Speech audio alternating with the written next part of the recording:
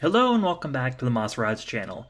We're starting on a new build today, and as you can see, we are starting with the AMT Dick Tracy 1936 Ford 5-window. And this is going to be kind of a traditional hot rod build with a couple little twists that we'll get into. So, yeah, I picked up this Dick Tracy kit at the Left Coast Scale Classic Model Show just north of LA a couple weeks ago. It was a pretty good price. I think I paid $10 for it, maybe 15. All original. I can't remember if it was sealed. I don't think it was, but nothing started on it. And yeah, so one thing I wanted to get in pretty early is there's a little trick for these. So if you're like me and you like your 36 Fords, then there's a chance you have built some variation of this kit. Now, this is the Coupe Roadster kit, which has a 3-window coupe or a convertible option. Now, I am building this one as a convertible, which means I have the 3-window roofs left over. And this is a kind of hard to get kit. Thankfully, they're releasing it again right now. But these can be a little pricey. I think I got this for like $30 at... where did I get that? I can't remember. But yeah, it's I was surprised to find it because it's not something you tend to come across all that often. And... you know, it's the same kit, essentially, as the Dick Tracy, just one's a 5-window and one is a 3. And the Dick Tracy kit is a lot cheaper. It's pretty easy to find these for, I think, about $20, possibly even cheaper at model shows or whatever else. And they're basically the same kit. So if you have the Dick Tracy model, which comes with the 5-window roof, you can easily swap on a 3-window roof that you have left over. Because even if you build the 3-window hardtop, you're still going to have either the unchopped or the chopped roof.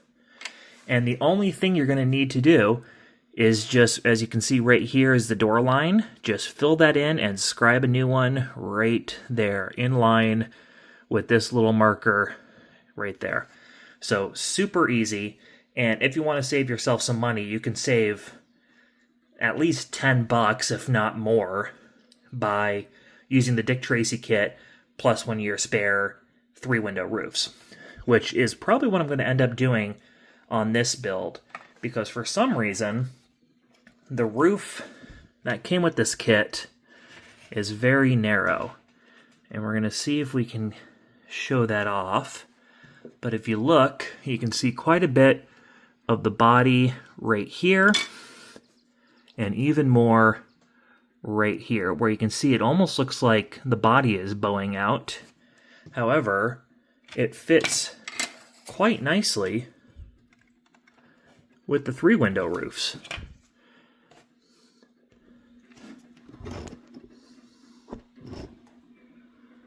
It does have a little bit of bowing out right here, which might just be due to me not putting it on fully. Like once you glue it in, it'll probably look a little bit nicer.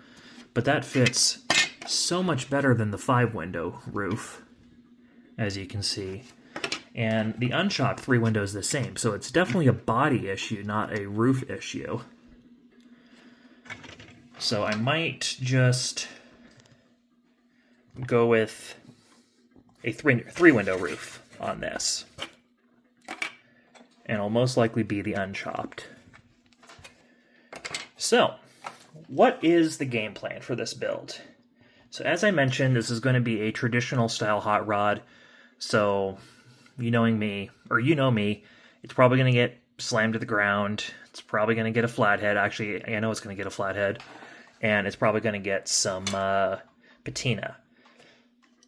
Now, there is going to be a little bit of a twist with this. And it's something I've wanted to, like I mentioned at the beginning of the video, it's something I've wanted to build for a couple years now. And that is, I want to make this into a gas ration pickup truck conversion. Now, for those that don't know, during World War II, there was gas rationings because of the war. And so each family was allocated a certain amount of the gas stamps that you would in turn be able to use to get gasoline. And if you had a pickup truck, you were allowed more gas rations. So a lot of people were taking their cars and converting them into pickup trucks. A good example would be this 1929 Ford Model A Roadster that I saw at the RPM Nationals race last year. And yeah, it was an example of someone who took a Roadster body and just hacked in the back and slid in a pickup box. And whether or not they were actually using it as a pickup truck or just to get around the gas rationing, who knows? But a lot of these were, in fact, used for pickup trucks because they were hard to get. You might also know of the term a doodlebug, which is a typically Model A or similar 1930s car, or some Model Ts actually, some 20s too, that were converted to tractors during the war. So there was a lot of these conversions going on at the time, and that is going to be the story on this. Is I want it to look like it was an old gas ration pickup truck that someone then hot rodded.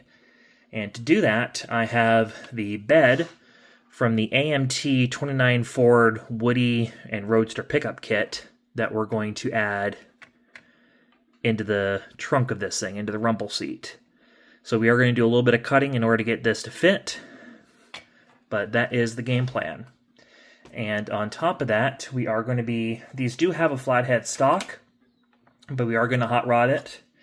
So I have, fresh from eBay, a Revell 48 Ford flathead kit, which is my favorite engine to use for my flatheads, even over 3D printed for some reason, I don't really know. And these are what I designed the vast majority of my flathead parts to work on. So we're going to be transplanting this 48 flathead engine into this 36 Ford body. And we're probably going to be slamming it. The kit does come with... Actually, I can't remember if these are kit white walls or not. But I do have some white walls on standby to give this thing a bit of a tail dragger look. And I guess, yeah, it's going to be a little less hot rod, a little more tail dragger, I guess. And I do have some fender skirts from that 36 Roadster or 3-window kit, which I may or may not use on either of these. And I'll probably also modify my wide 5 wheel design for this build, which I currently just have designed to use the Revell 29 Ford Roadster tires, but I'll modify them to work with this tire. So that's kind of the vibe. So in this first video, we're going to do some hacking and see if we can get this bed to fit. I'm not sure if it's going to be... I'm going to probably recess it a little bit like that 29 I showed you. So it's probably going to be pushed back to where the support behind the bench seat typically would be, so right about there.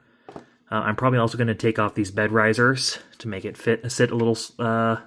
make it fit... Make it sit a little lower or make it fit a little better. Choose either of those two sentences, because I couldn't decide apparently. So yeah, and one other thing I want to kind of point out with this kit is it has probably the smallest decal sheet I've ever seen. Just 2 Dick Tracy license plates. Which actually, that reminds me of another kind of cool thing. So on the fenders for this kit, you'll have, these two. That was weird. I don't know why my video cut out there. Sorry about that. So I was saying, you know, a lot of these kits come with these supports to kind of help the flow of the plastic while molding and to just kind of prevent everything from getting crushed. Well, because this 36 Ford was, I guess, tooled up for the Dick Tracy kit, it actually has a Disney trademark added onto there. So that's kind of funky. That does not exist in the 3-window kit. So I'm curious if you have built one of the other 5-window kits. I'm curious if this has the Disney monogram. I'm guessing, looking at it, it's probably, just cut right there on the standard kits. But yeah, so another kind of funky thing I noticed with this. So I guess let's get cutting. So here we are a little bit later, and we have the bed mocked up. I tried 2 different methods. I tried cutting at the body of the car to give it a little extra room for the bed to slide down, but that wasn't quite working, and it was sitting too high. So instead, I smoothed out the front of the bed, and as you can see, cut off the top of the bed and had it slide in under this rear, I don't know, would you call it a rear cowl? In this section behind the roof here. So the bed has actually slid in, and the bed wall's probably right about there. And so I did have to fill in these sections here just because I changed my mind. But it's looking all right. Even though the 5-window roof isn't the best, I think I want to go with it. I've never been a fan of 5 windows in this body style, but because, I don't know, something about this is working for me. So I'm hoping that as I glue the roof on, I can squeeze the body and maybe fill it in a little bit or do something to try and get the body to fit a little bit better with that roof. But if not, we'll swap the 3-window roof on, and that can still be cool. I don't think we're going to go with the chopped roof because I don't really want to, I want this to be all original patina, and I don't want to have to do all the primer and whatnot to show where the roof has been chopped. Though there is a 36 that I've seen at the Grand National Roadster Show. It's green, and I guess they chopped it after painting it, and now the roof is in primer, and I actually really like the look of that. So maybe that's an option, but I'm definitely leaning towards the 5-window right now. And I have the hood just taped on there for the mock-up. But let's take a look at this rear section. So I do want the bed slide in maybe a little bit more. So there's where the inside is. I got to make sure that it fits with the interior, but you can see how far forward the bed has been pushed so that it is just about parallel with the rear of the body. And here's what the top is currently looking like. The 2 pieces of white styrene that I'm using to fill in the cuts that I originally started making. And yeah, so it's a little ugly, just how these bed tops are cut. I need to smooth that out a little bit, but I think it'll be okay. The other part I'm trying to decide is if I want to make a real wood bed for this, just because these pin marks are quite ugly. So that's probably what I'm going to end up doing, which is annoying, but that's what you do. And then here's the tailgate from the kit, so that'll hop on there. I might try and make it functional. We'll see. But yeah, that's where we're currently at, and that's where I'm going to be ending this video, now that you have a good idea on what the vibe of this build is. I'm also not sure about whether or not I want to use fender skirts or not. So, but that's an easy thing to decide at the last minute. So, behind the scenes, I'm going to be starting on the chassis. It's going to take a little bit of work to get this thing sitting this low. I might also try and find some smaller diameter tires to see if I can actually get this thing sitting flat on the ground. Then it would be a bit more, obviously, modern because you'd be having air ride, where at this height, this is a bit more old school. So, maybe I'll stick with this, but I do like when things sit on the ground. So yeah, that's where I'm going to end this video. As always, thank you so much for watching, and hopefully I'll see you when the next one comes out. Bye.